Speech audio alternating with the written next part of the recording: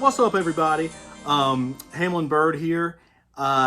Before we get started, I just want to give a big shout out to Mr. Brad Proctor, for having me on 31 Days of Horror. It's a real treat. I'm going to be reading a short story that I wrote, and it's called In Your Arms Tonight. No place I'd rather be. So let's go ahead and kick it off. A sudden breeze rushed past, shivering his bones beneath the faded terry cloth robe. There was a draft in the house, some relentless current that chilled him without end, and that, given time, he would have patched up like he'd patched up all the other holes and fixed up jobs around this house over the course of his long life. But tonight, in this darkened hall, in the preternatural silence that drenched the walls, none of that seemed to matter. Nothing seemed to matter. Not anymore. It occurred to William that he'd been standing in this darkened hall forever. Ages and ages in the shadows, hovering at the threshold of the bedroom they'd shared for 60 plus years. He peered inside, eyes cradled adoringly over the form of his wife, snuggled in their bed. Moonlight fell in calming fans through the window, shimmering through their curtains and across the carpet, the pale ambiance drawing a halo over the gentle swells of her chest beneath the covers. Another rush of wind, a cool breeze creeping up his robe and drawing a fresh shiver from the folds of his sallow hanging skin. He neglected to dress himself beneath the robe, knowing this would be his final night on earth and wishing to go out of it the same as he'd come in. Gretchen stirred beneath the sheets, her face ghostly in the darkness.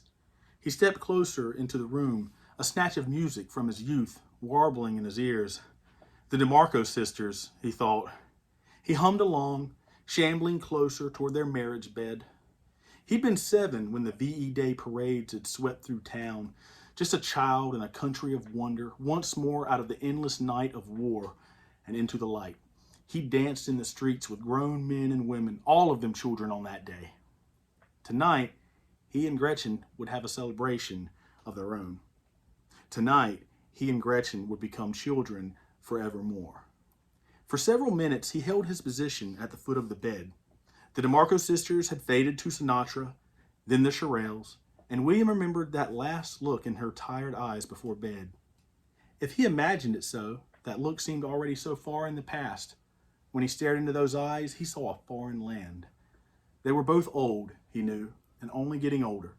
Their bodies collapsing beneath them like crumbling buildings rigged for demolition, their minds not far behind. If things continued in this fashion, they both knew what came next. They both knew the fates of couples who came this far together. They knew how the story ended. They'd seen it repeated time and again in the lives of their friends and relatives over the years. And they knew the only way to avoid such a fate, the only real option they had left, to count their blessings and cut bait. Together. She'd never ask him to do such a thing. Not Gretchen. No. Not out loud. But from that foreign land behind her eyes, she pleaded. Do it, William, so we'll never have to part. Deliver us, she pleaded, from the sordid fate of life without each other. She stirred once more as he climbed atop the mattress, slipping out of his robe and clenching her throat with both hands. It was natural to fight back, he knew, in the same way it was impossible to drown oneself in a sink. Instinct and reflexes take hold, that selfish struggle to survive. But he'd come prepared, all of his strength concentrated in his forearms, bleeding down like lava into his hands, his fingers, everything in him firm and tough, hard as concrete. Gretchen startled awake, her body tensing beneath him, her arms thrashed, beating and flailing at his liver-spotted head, gouging at his eyes. In this moment, their final dance after a lifetime of love, William was taken by some notion, inspired, and formed a quick, impromptu ballad in his head. Lo, our burning love affair, tempered like a sword. From the rising of the sun to the setting of the same, I yearn for you, like a sapling of the field. Bless me with your latter rain. Make me new again. Adore, adore. We and our wackadoodle love. O darling, in whom I find strength, complete me in the morning dew of your arms. He gripped harder at her neck, shaking her roughly, wringing every ounce of sacred life from her body. He sputtered, groaning harshly with exertion, fingers clenching tighter around the tender-loving meat stalk of her neck, and another stanza blossomed like a firework in his brain. Oh, moisty lover, sweeter than honey for you. Don't keep me yearning. Don't let me leave your arms tonight. No place I'd rather be than in your arms tonight. She yelped once, twice. Then he clenched harder, and there was an audible crunch, a harsh noise that sounded over the sudden warbling of ragtime in his head and weakened the blows from her arms. He stared down into her, imagining she'd never looked younger in the moonlight, her 1,000-yard eyes bulging from her skull as his arms wrenched tighter, grinding the last of her resistance to a nub. She bucked weakly beneath the covers, whether in a death spasm or attempting to throw him off, he wasn't sure. William rode the defiance like the rocking of a boat until, moments later, the seas were calm and her flailing arms had fallen silent. For several minutes, he maintained his grip, watching her beautiful almond eyes grow cold and glassy in the moonlight, the tears glistening down her cheeks. In a flash, her face changed, becoming that of the neighbor girl he'd helped move in the year before. But that, he knew, was just an old miser's mind playing funny tricks, the trickster god of senility brandishing his strength, and William was determined not to be fooled. Her features softened as he clung at her neck, returning to Gretchen's usual doughy pallor. He'd loved her every hour of every day for the past 60 years and had no plans of stopping now.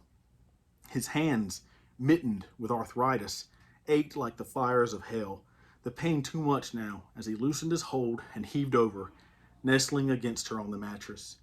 Reaching over, he pulled closer at the swollen paunch of her belly, bigger than he remembered.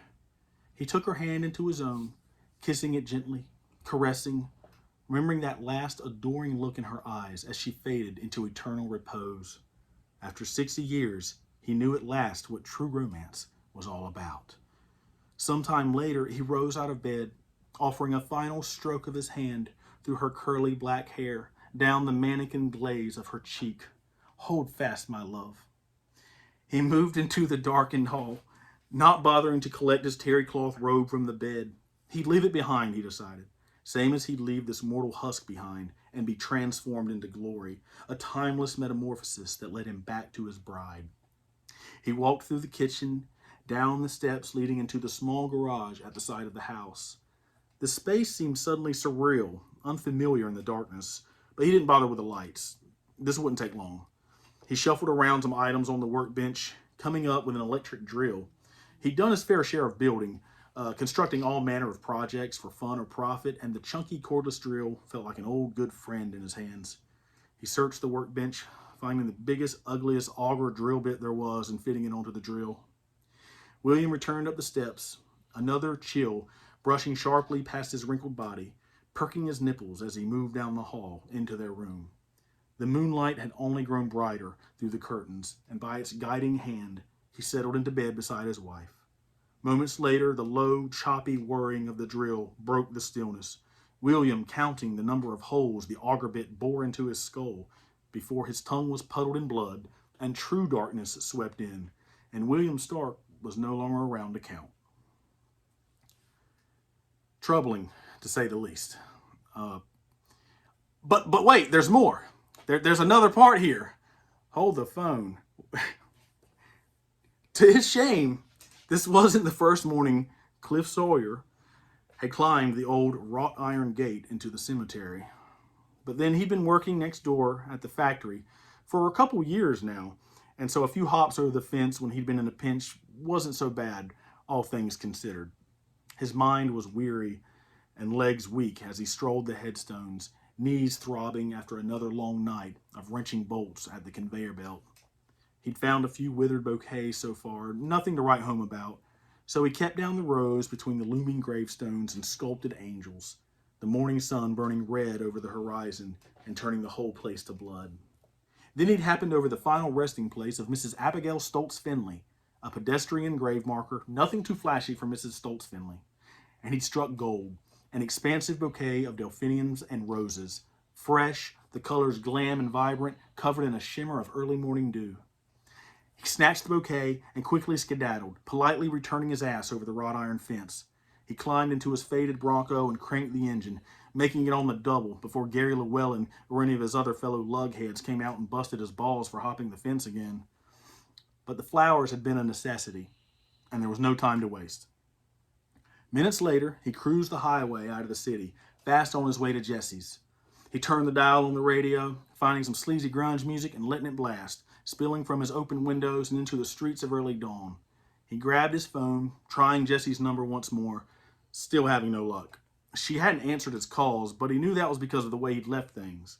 Because he'd been stupid and too ignorant to know a good thing when it slapped him in the face, though this had been more like a punch to the gut, he thought, his foot dropping heavier on the gas. Already, he'd been thinking about names for their child. If he hurried, he could catch her before work that morning and they could discuss each and every one. He'd tell her about his change of heart and how he wanted to be a father after all. A damn good one, too. Something more than his own father had been to him, which had been little more than a stranger. Probably she wouldn't answer the door when he arrived. Jesse was nothing if not stubborn, but then, despite his admonitions, Cliff was well acquainted with her habit of leaving the back door unbolted. If she refused to answer and it came to sneaking around back, letting himself inside, well, he could do that too. He loved her that much. Half an hour later, he pulled up at the house, her flashy Camry parked out front. Cliff's heart fluttered at the sight of it, the music fading as he shut off the engine and took a deep breath behind the wheel. The sun had risen higher, warming his bones and making the utter misery of the last 3 days seem like a distant memory. Today, he decided, was a good day. He'd noticed a small group of folks next door, talking excitedly in the yard out front. Probably having a fight, he thought, arguing over whose dog had fertilized the grass that morning. Before he could roll up the windows, a washed-out brunette with soggy eyes wandered over, bending low to speak through the passenger side window. Excuse me, she said, her voice wavering. Did you happen to notice an elderly man on the road? Wandering in the street, maybe? Cliff tamped his frustration, wishing this woman had chosen someone else's window to go leaning into this morning. But that's what you get living in a place like this, with the sidewalks out front. That's what you get living outside the city. He hesitated behind the wheel, trying to be neighborly. No, ma'am, I'm afraid I didn't. Should I have? Well, it's my father. He's not well. He has dementia, and, well, he's gotten much worse lately. Last week we found him across the street in the Ziski's garden. When I came to fix his coffee and breakfast this morning, he was gone, back door wide open. He's grown terribly confused lately. I'm afraid something's happened. He hasn't been the same since my mother passed. I'm sorry to hear that, Cliff said, wishing he hadn't asked. He wanted to tell her to invest in a leash, hell, maybe a shock collar. Hey, here's an idea. How about just commit the old man and be done with it before he hurts himself, or others for that matter?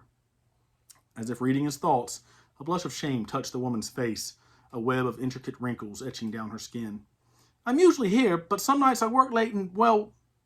The washed-out brunette wiped her eyes, standing and glancing down the street. Cliff turned, looking at Jesse's bedroom window, the curtain seeming to flutter in the breeze. He imagined her soft almond eyes, the touch of her curly black hair, the taste of her lips. His name is William Stark. Please let me know if you see him, the woman said, returning to his window. Please. Yes, ma'am, I sure will, Cliff said. And when he looked next, the curtains had grown still, and the soggy brunette had wandered back to the others. Cliff let out a breath, rolling up the windows. A good day, he reminded himself. He grabbed the bouquet of delphiniums and roses, giving them a big sniff before starting up the steps to the door. And that's it. That's the end. I just threw up a little bit in my mouth. That's terrible. Oh my goodness. That's terrible.